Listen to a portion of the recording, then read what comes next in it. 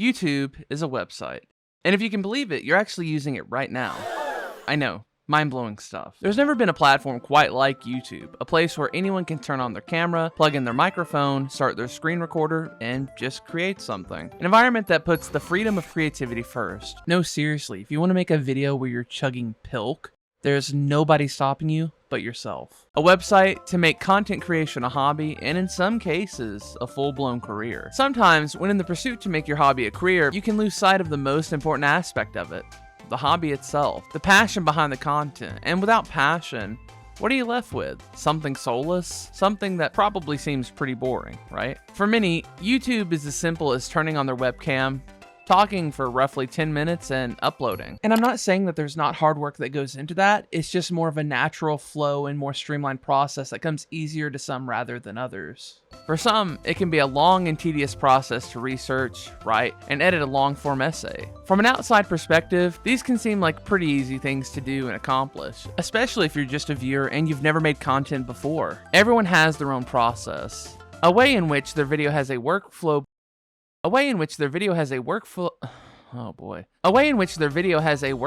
pipeline from beginning to end. If you were to ask any creator what that is, chances are every one of them would give you a different answer. It's almost like their own special seasoning or secret sauce. Hey, what's up guys? It's Scares here. That being said, it doesn't seem very insightful to just kind of regurgitate my experience and my process with YouTube. I thought it'd be a great chance to bring in a friend to help me with this video, and I could think of no one better than my good friend, QuinnCurio. Hello, I am the cryptid that Croey lured out of the woods. I'm here to help share with you whatever evil magic caused my channel to exist. I pissed off a witch who was snail-themed. But yeah, if you're willing to gamble your vibes, I can produce for you the cheap hot air known as my advice. So what goes into a video's production? What could the process of making a video possibly look like? Let's take it from the top, finding a topic. For me personally, this is the hardest part of the video, and it probably shouldn't be. There are a lot of things you have to worry about. For starters, sometimes a topic can be a little too niche, so much so that there's like no search volume for it. Or sometimes a topic can be so broad that the search volume and competition is very high, and both of these things will result in you not getting any views. Which of course, if you're doing this as a hobby, getting views should not be the end-all be-all, but I do know for myself that if a video flops pretty hard, it slowly demotivates me from wanting to produce more videos. Because I do like my videos being seen. I do like sharing them with people, my thoughts. And considering that there is no pay incentive for me to produce videos like this, the pay incentive or the incentive then would be to at least have views. That being said, usually the way that this part goes for me is I kind of get an idea of what it is that I want to say or talk about. Then I'll do a little bit of research beforehand. I'll check YouTube and see if there's other videos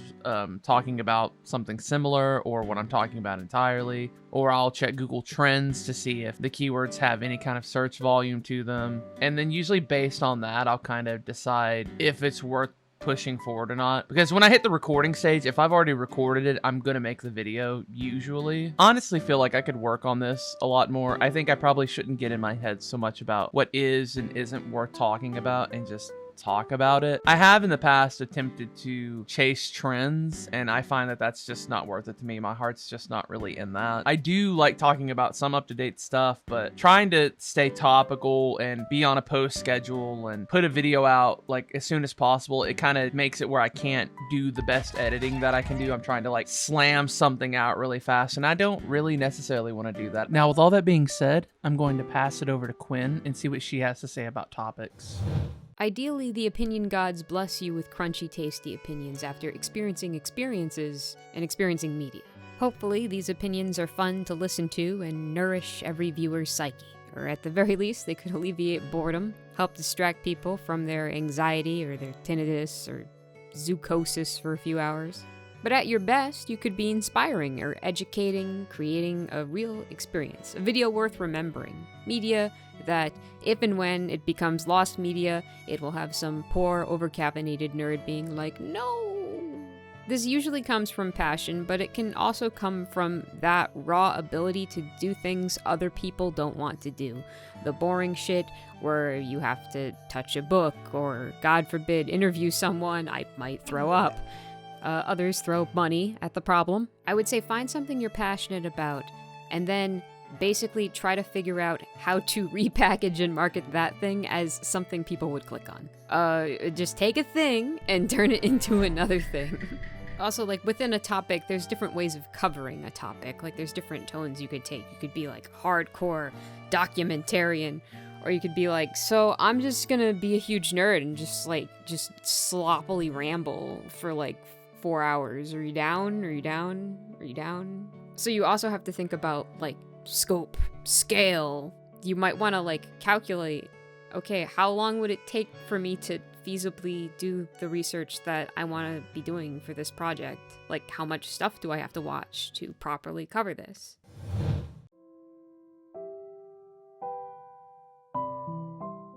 So right off the bat, I'm going to say that Quinn is definitely going to have a lot more insight into this than me, because I'm very loosey-goosey with writing. When I first started trying to do more serious YouTube videos, my scripts were very structured, and I would honestly say they were a little too structured. Going back and rewatching some of my old videos, it doesn't even really sound like me. Where is the line in the sand even drawn? Where am I? Hello? So these days, typically what I do is I will make an outline and I will just hit each outline and riff and do it off the top of my head. I try not to stress the writing process or the outlining process too much, because I feel like if I do keep writing and I do keep trying to clean up and perfect everything, I'll just get lost in this loop. And this boy doesn't want to get lost in the sauce, so the best advice I can try to give for this is to not get lost in rewrites and being a perfectionist, and just write out your thoughts in your voice and then try to maybe trim it up a little bit, or just do like I do and just riff off the top of your head. I don't suggest it for some people, but it works for me, and I don't know, maybe it'll work for you too. I like being in the Google Doc. I feel strong in the Google Doc. I love it so much I decided to never do another part of this ever again. The end. Croey calls me the heat ray. Ultimate power. Absolutely no focus. So lately, I've been setting up timers to help me track the passage of time, to make me focus and refocus my attention span when it inevitably just kinda...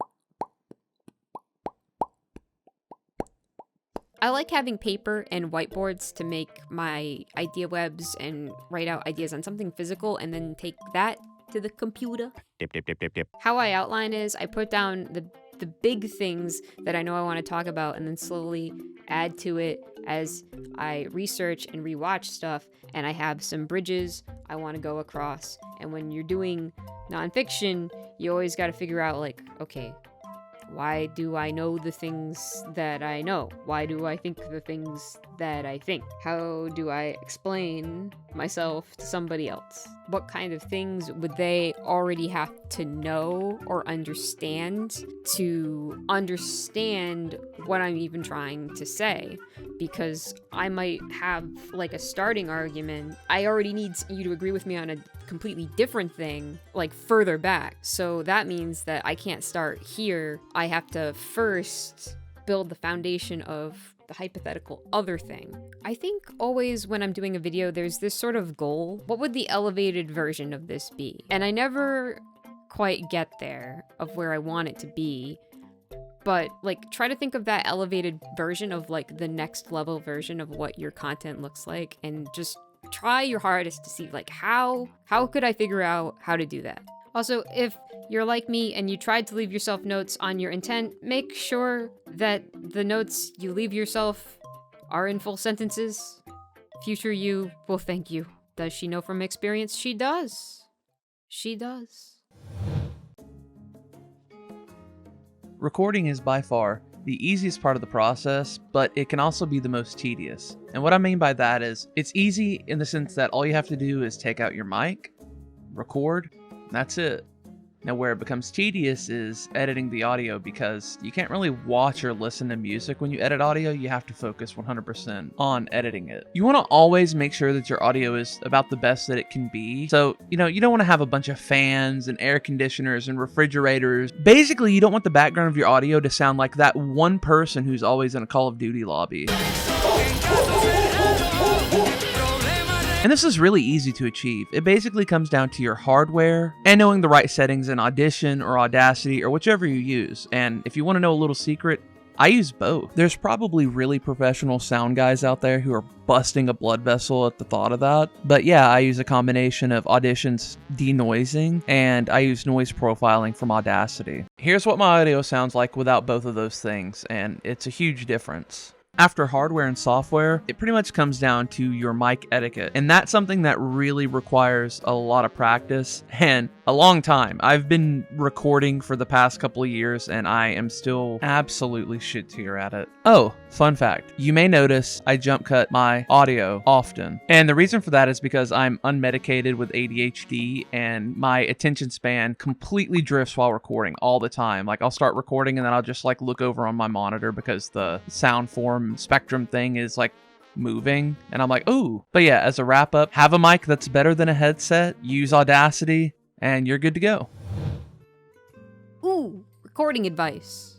I don't have any. Be born with a funny voice and acquire a stupid accent. I write out my entire scripts, even though sometimes when I get to the recording process, I will end up adding stuff spontaneously anyway. However, when I write, I often start talking out loud to test how much I can say in a breath or, figure out where the run-on sentences are.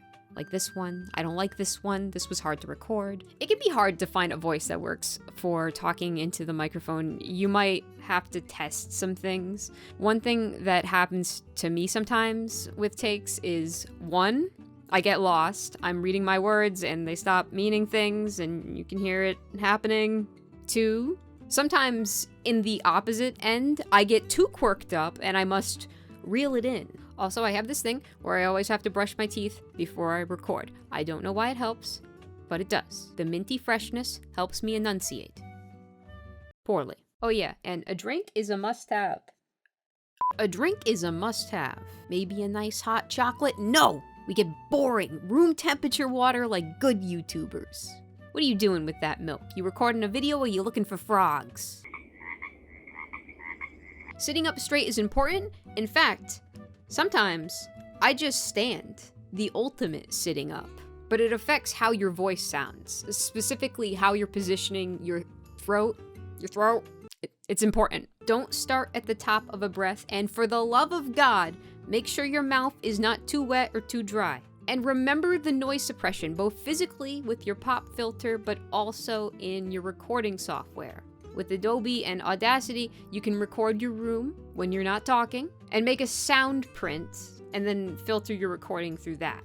It's like a fingerprint, but it's about how annoying the buzzing sound of my refrigerator is. One piece of advice on recording that's helped me is the advice of 5 takes, which I have broken, but I'm building you into something stronger and sturdier than me, hopefully. Hypothetically.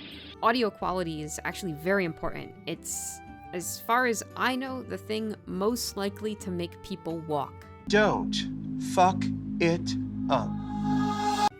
To clarify, they leave when the audio is bad, not good. They like when it's good. They don't hear good audio and go, I'm leaving. I am fucking out. You're the one guy that's like, no, actually, the amount of bullshit in my ear is completely proportional to the amount of heart, and I will die on this hill.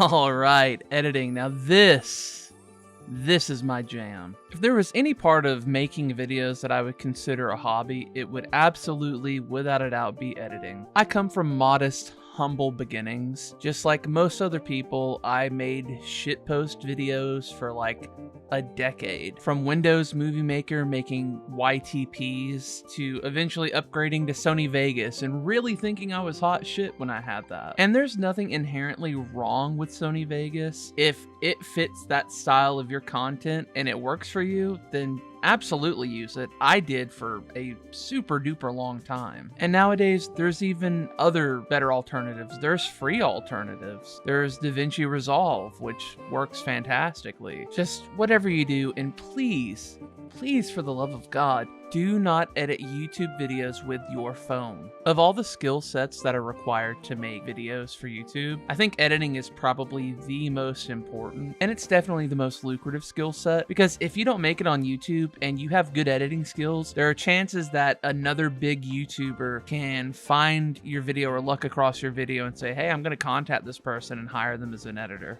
Editors are truly the unsung heroes of YouTube. And you can bet your bottom dollar that your favorite YouTube video was probably not edited by the YouTuber themselves. So all of that being said, what is the most important aspects of editing for a video?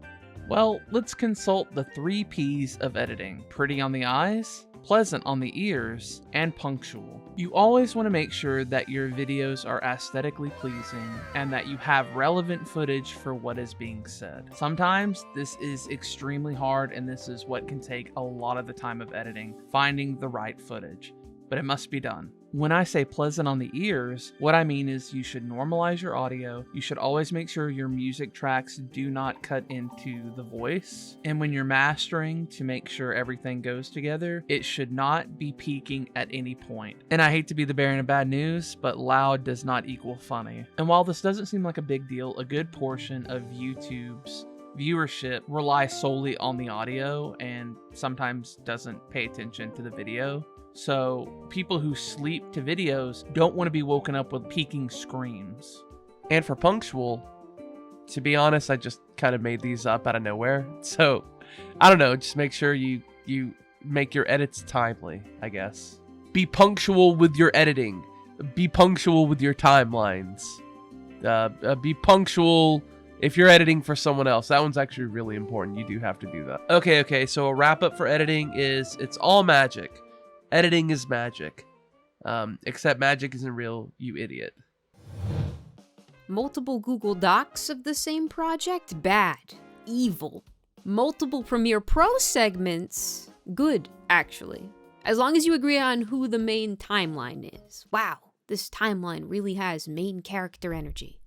You're just gonna banish all the other timelines to the shadow zone when you render the video, but it will help greatly with organization, and the less confused I am, the better, because lately, I've been very confused. I want to point out that, the steps in this video, they're not really steps. It's an illusion. You can be editing at literally any part of the process. You don't have to wait until you're done recording. Whoosh. I didn't need to make that sound effect. That sound effect was in the notes. I put editing notes in my script, and I'm not supposed to read them, but it will help me remember later a cool edit that I might want to do, or that I might have Croey do, because Croey's making this video, so.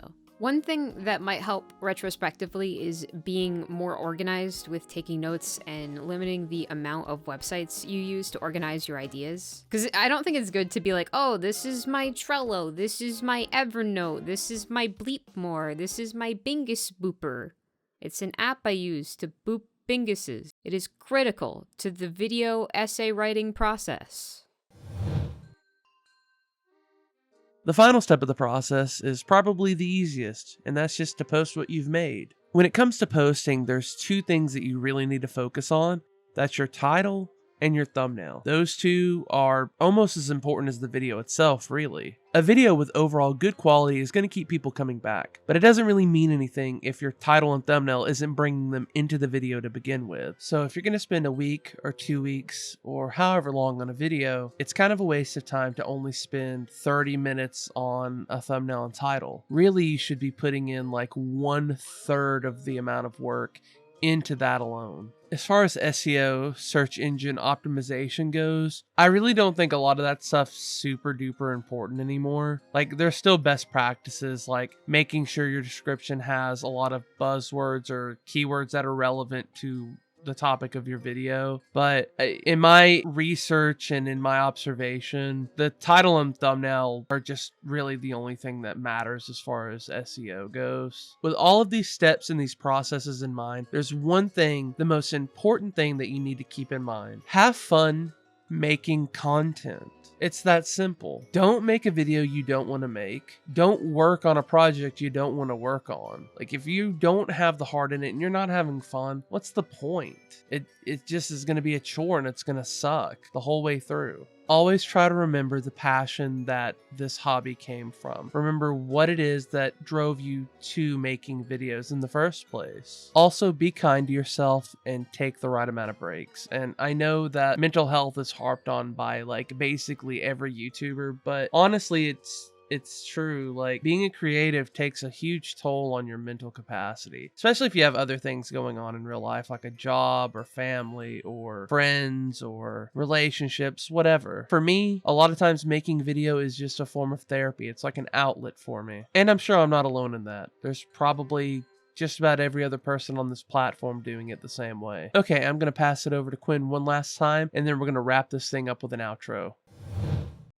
Editing is definitely like a cozy zone, but also it's very hard to focus. I overall like being able to hang out with a show or a movie and watch it and look at the different parts in different orders, or compare different parts on screen, or like compile a character's story. I think it can help me understand things when I feel confused or lost. This is the part of the process where I have the most critic's remorse, where I stop and look at this piece of art that I'm holding in my hands, my edit hands, and I'm like, am I even smart enough or self-aware enough to give any actual advice that could make anything better for any artist anywhere? How may I unintentionally be making everything the same, or forced to fit some rules or expectations of my taste or the taste of society? And then I remember nothing matters and that it's not that serious. Realistically, I have a much better life than I ever thought was possible. However, when it comes to content creation, I think in the past I always thought that if I lost passion for an essay, it was better to shelve it and come back to it rather than like fake it and risk ruining the idea. I think I felt that because when I returned to things, I would typically see ways that I could have improved it. Like, I would come back criticizing myself and create a stronger second and final draft. But this thinking kind of blew up in my face for a couple different reasons. I kept pulling apart my stuff and Frankensteining it into other stuff, and if I lost confidence that a project could draw a crowd, I just kept shoving it into other projects. But that also meant heavy rewrites. But also, it's not healthy to spend all your time forcing yourself to think about one thing. And in a way, the worst thing that can happen at the end of that is that you never even get a chance to spit out whatever dumb little argument you wanted to make. It's funny, I just felt like I kept creating these emotional tethers to like these other projects. It left me feeling emotionally constipated over like the dumbest possible stuff. Like, oh, people erroneously accused Beeple Pond Scum of being a Gary Sue. I have to stop them. When I was feeling passionate about whatever new thing I was excited about, I still had like these metaphorical phantoms in my head, drawing me back to Google Docs of the past. Beeple's Pond Scum. He haunts me. Beware the idea that you can cryogenically freeze projects, because it can actually be very difficult to breathe life back into them. I would always tell myself that the work still exists, and hey, I've done this before and posted the results and it worked out great. But you know, I'm checking the scoreboard and the graveyard has outgrown the channel. So apparently I was doing something wrong. Which is so weird to me because technically speaking, my channel is passively growing. That's so emotionally confusing. Returning to an old project can feel like I'm on an alien planet, taking notes on how unstable the local architecture looks. I don't know if this is like this, like you can never step in the same river twice thing, but sometimes it felt like the more you change between the last time you picked up the project, the more weird it feels, even though you don't think the two things should necessarily be related if they're not related in the text. You know, the internet, like a lot of businesses, it expects to see infinite growth. You know, you either got your green arrow or you got your red arrow, baby. Like, on one hand, if I look at my social blade and I go and I see these stats and it says like 5.6% way to the top, and it's like, to the top of what? Hell? Like, what? What do you mean? And like, one thing that I want to point out here is that, you know, maybe you have the big number, but Croey objectively has more experience than me. That's just a fact. So I hope that you find like the contrast and similarities between us interesting in this. And I hope that it may help a little bit, or that it was cool to listen to. That's good too. Okay, later.